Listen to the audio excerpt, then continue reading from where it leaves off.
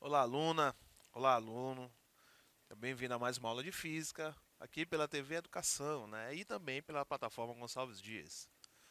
Bom, na aula de hoje nós iremos falar sobre energia mecânica e energia térmica, ainda falando sobre energias, ok? Bom, antes dessa aula, tem outras aulas que você também precisa assistir, né? A aula de energia cinética, de energia potencial gravitacional, de energia potencial elástica também, né? E a resolução dos exercícios. Então, se você perder uma dessas aulas, né, porque vai ser importante para que você também entenda essa, você pode encontrar essas aulas lá na plataforma Gonçalves Dias, né, além de outros materiais. Tudo você vai encontrar lá na plataforma. Então, basta acessar o site, certo? É muito simples, né? Pode fazer uma pesquisa aí no Google, por exemplo, lá você vai encontrar a plataforma Gonçalves Dias, tá ok?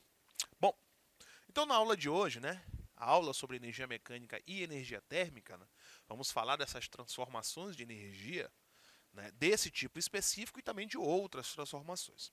Então nós vamos fazer uma breve introdução, relembrar algumas coisas, né, que já passaram. Vamos falar da experiência de Joule, né, super importante para o entendimento destas transformações, né, de energia mecânica e energia térmica, e nós vamos aí comentar sobre outras transformações de energia, certo? Envolvendo aí a energia mecânica, tá ok? Bom, então vamos lá, né? Primeiro, nós vamos relembrar o que é energia, né? Então, o que vem ser energia? O que é energia? Pode ser definido como aquilo que torna um objeto capaz de realizar trabalho, ok? Porém, esse conceito não é fechado. Ainda não se tem um consenso sobre esse conceito, certo? Pois existem ainda discussões sobre o assunto. Então, toda vez que vai se realizar um trabalho,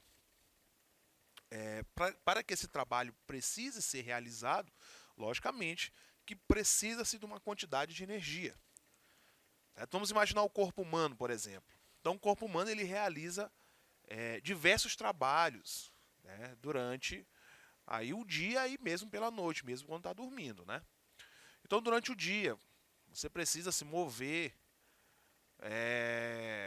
por exemplo, né, o movimento, correr, andar. Esses tipos de movimento necessitam de uma quantidade de energia que você vai ter que, né, ter essa quantidade de energia, né?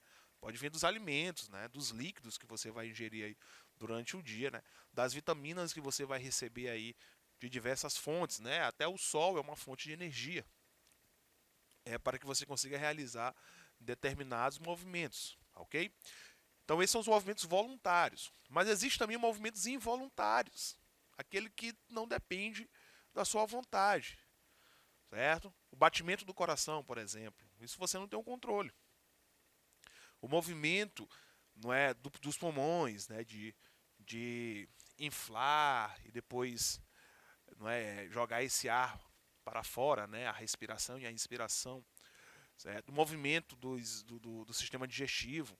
Então, isso são movimentos involuntários, ou seja, não depende da nossa vontade. Mas, mesmo para que eles aconteçam, necessita de energia. Tá ok?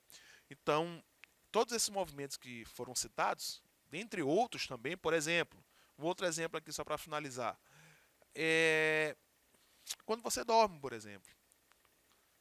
Quando você dorme, o seu corpo continua funcionando, né? O cérebro continua funcionando.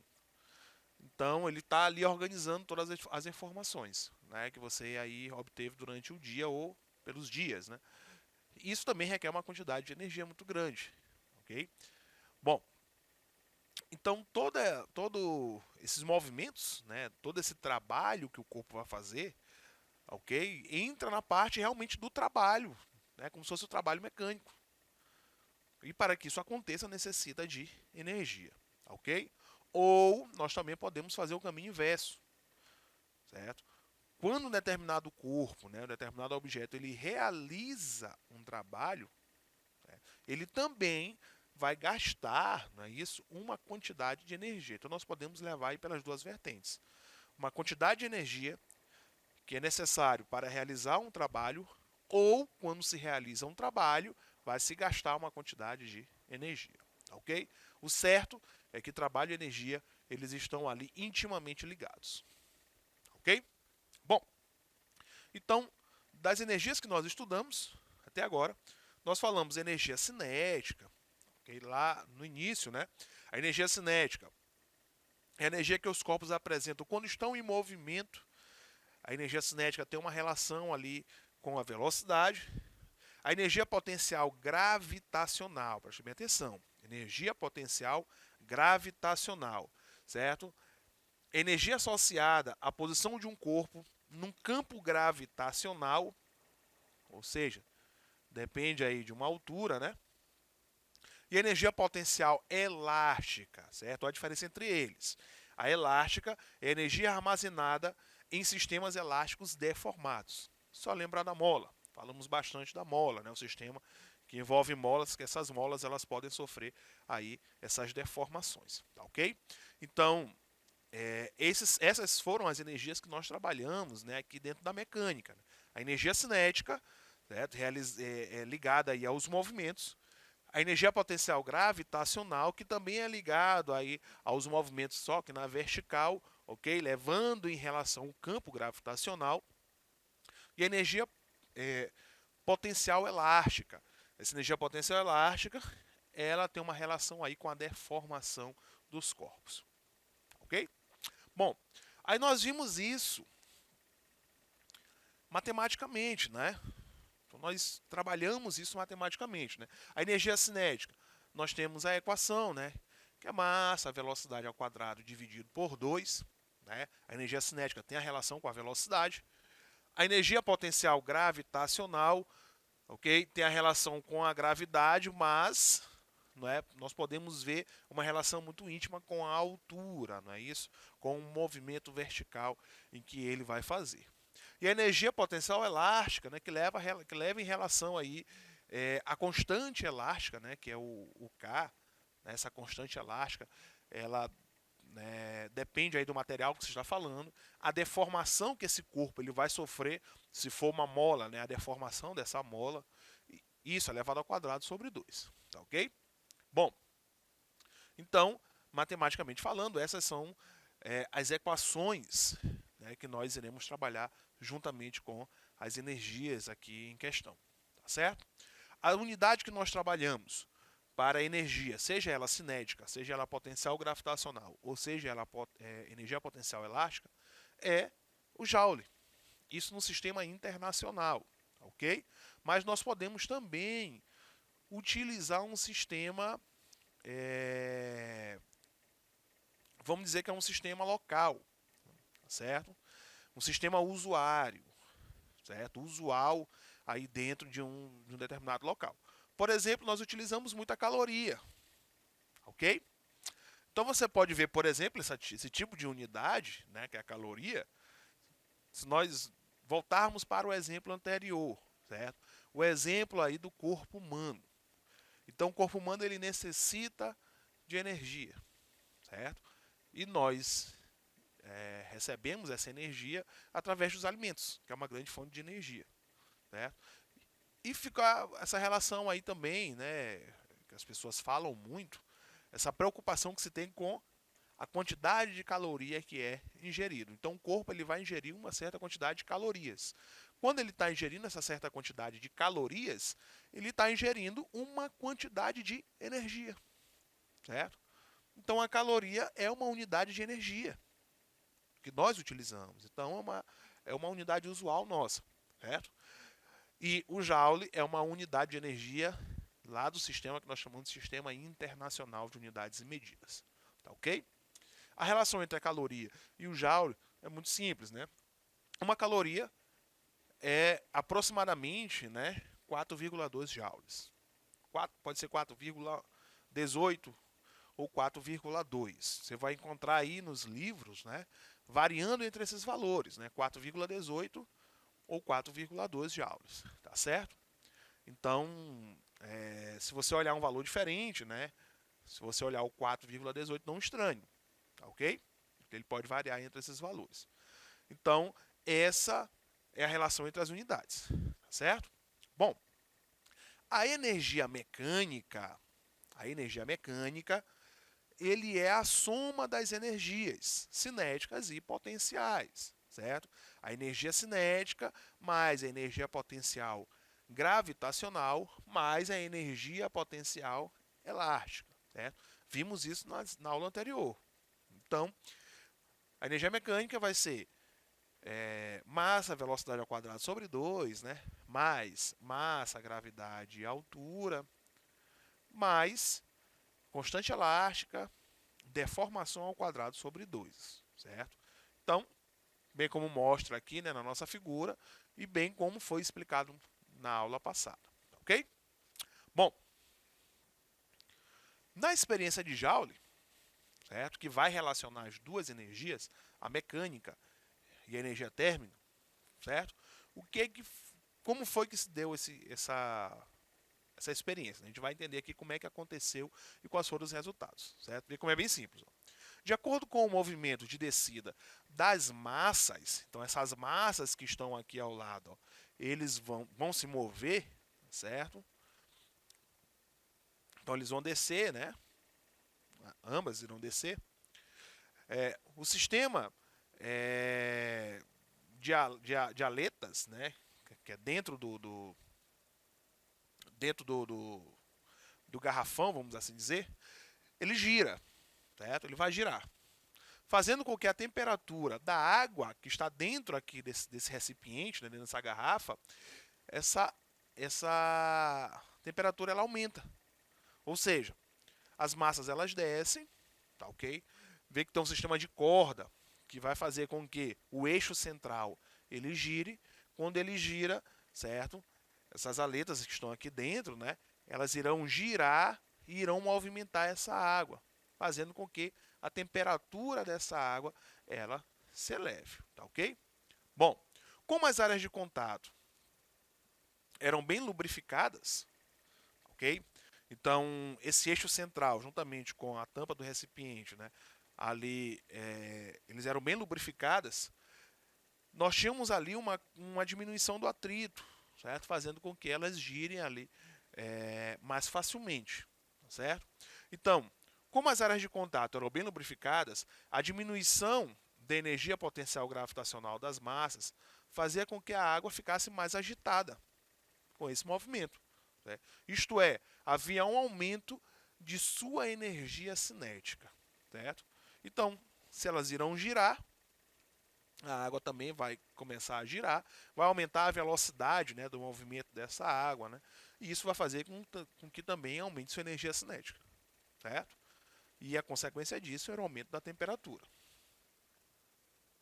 Bom, então a partir do movimento, a partir do momento em que as massas elas paravam, né? Se elas parassem, a água entraria em repouso, ok? Então o Joule ele observou que a temperatura da água aumentava. E isso correspondia a um aumento de sua energia interna.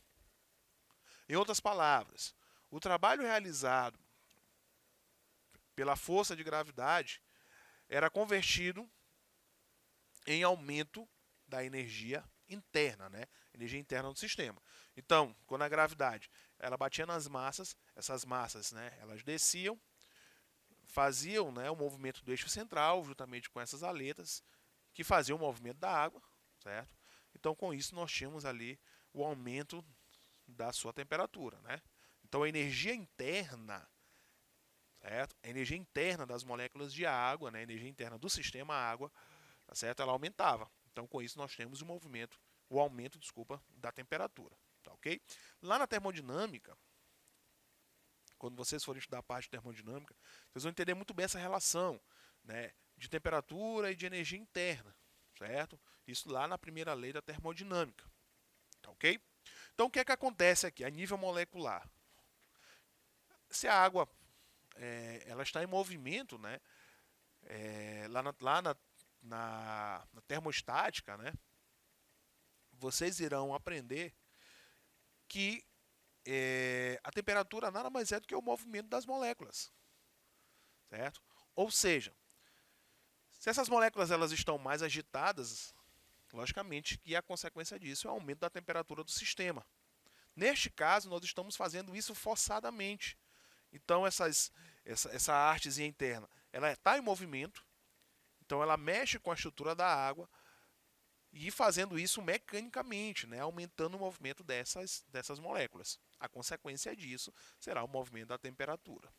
Ok? Então, temperatura é o movimento molecular. Então, se forçadamente nós temos o movimento dessas moléculas, forçadamente também nós temos o aumento desta temperatura. Tá, ok? Então, foi isso que o Joule ele observou nesse experimento. Então, nós temos a energia mecânica, que vem deste movimento, né, o movimento mecânico, sendo transformada em energia térmica. Né? Bom, então, com isso, Joule pôde estabelecer uma relação entre o trabalho e a quantidade de energia transferida na forma de calor, certo? Ou o equivalente mecânico do calor, como também é denominado, certo? Dessa forma, determinou pelas massas a variação de altura e trabalho realizado pela força da gravidade e calculou, pela variação da quantidade de energia interna, né, variação da quantidade de calor, a variação da quantidade de energia interna sofrida pela água, né, que ele estabeleceu o quê? 4.180 joules de energia correspondiam a 1.000 calorias, ou seja, uma caloria equivale a 4,18 joules. Então, daqui que nasce aquela relação da caloria com o joule, né? A relação de mudança entre eles, né? Ok? Bom, então essa foi a contribuição de Joule para esse tipo de experimento, né? Para esse tipo de situação. Aqui também nós vamos falar de outras transformações, certo? Nós temos aqui o que acontece, por exemplo, de uma máquina. Nós temos a energia total que chega nesta máquina. Essa energia ela pode ser mecânica ou de outra fonte. E essa máquina ela vai fazer o seguinte, ela vai fazer uma separação desses tipos de energia. Existe aquela energia que vai ser utilizada e existe aquela energia que será dissipada. Então, os sistemas, em geral, eles acabam por fazer isso. Ok? Não existe nenhum sistema, nenhuma máquina que transforme todo tipo de energia total, né, toda energia total, em energia útil. Existe uma quantidade de energia que será dissipada, será perdida. Certo? Pode ser em forma de calor ou em outra forma. Ok? Então, as máquinas em geral elas fazem isso. Elas pegam a quantidade de energia, transformam isso em trabalho, que é energia útil, mas existe uma parte que será perdida. Aí, a situação é o seguinte, é entender se a máquina está sendo mais eficiente ou menos eficiente, de que forma. Para saber se a energia que ele está pegando, ele está transformando a maior quantidade em energia útil ou a maior quantidade em energia dissipada, certo? Se está produzindo mais do que perdendo, ok? Bom, então nesse sistema nós temos o seguinte, né? Levando em consideração que isso aqui seja um sistema conservativo, né? A energia total do sistema ela será igual àquilo que é utilizado, que é energia útil, mais a energia que é perdida. Então, se você somar aquilo que é perdido e aquilo que é utilizado, vai ser igual ao total que chegou até essa máquina, ok? Nós temos um exemplo, aí já leva lá para a parte da eletricidade, de um aparelhozinho, né, um dispositivo chamado resistor. O resistor ele recebe energia elétrica, quantidade de energia elétrica, e ele vai fazer o quê? Ele vai resistir essa quantidade de energia elétrica. Né? Ele vai dificultar a passagem aí dessa energia elétrica, né? Dessa corrente elétrica. Certo? De que forma? Transformando essa quantidade de energia em calor. Dissipando essa quantidade de energia em forma de calor. Ok? Nós temos aqui o exemplo de uma termoelétrica. Né? Tem uma discussão muito grande agora a questão da termoelétrica, né? Pelos problemas que nós estamos passando aí sobre energia. Ok? Então a termoelétrica, uma quantidade de calor, ela é aquecida, certo? Dentro da caldeira, vai virar vapor e esse vapor ele vai fazer o movimento das turbinas. Ou seja, eu tenho uma quantidade de energia em forma de calor, né, energia térmica, sendo transformado em energia mecânica, né? Porque esse vapor ele vai gerar o movimento. Tá ok? Então é um caminho contrário não é do que nós estamos falando, tá ok? É energia térmica sendo transformada em energia mecânica, tá ok? E isso vai fazer com que se produza energia elétrica, tá ok? Com o exemplo da termoelétrica, nós finalizamos a aula de hoje e até a próxima.